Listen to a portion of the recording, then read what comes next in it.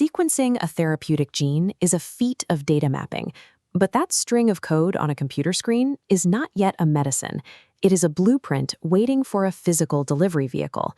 Moving from a laboratory concept to a clinical reality requires building a process that is precisely documented, safe, and reproducible at scale.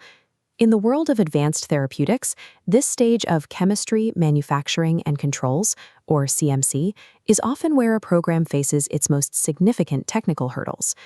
This diagram illustrates the three primary manufacturing architectures driving genetic medicine today.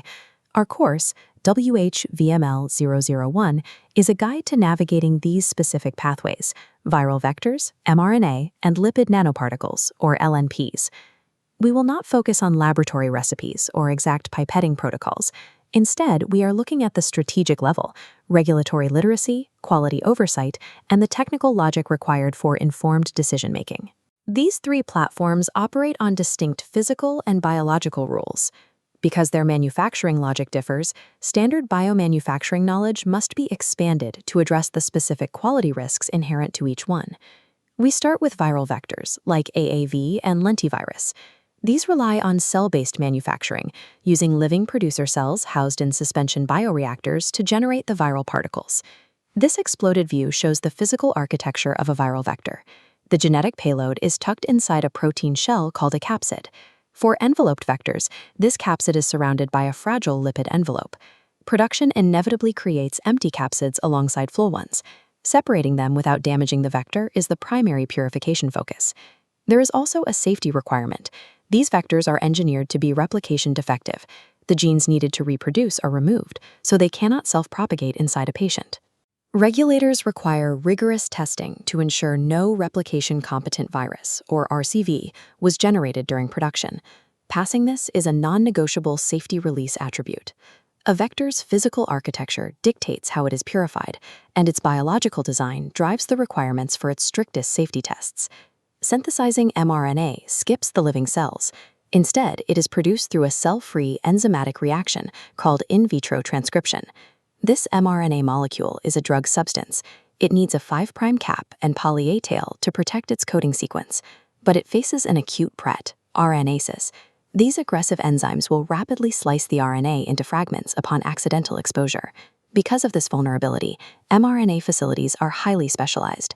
Their layouts and operator procedures are built to strictly exclude RNase contamination. This operational requirement is entirely different from the cross-contamination controls used for viral vectors. Once the mRNA drug substance is purified, it must be paired with a delivery vehicle to reach target cells inside the body. This animation shows formulation. The lipid nanoparticle, or LNP, is the delivery system, not the genetic payload. Encapsulating the RNA inside this lipid shell defines drug product manufacturing. An organic lipid stream collides with an aqueous nucleic acid stream.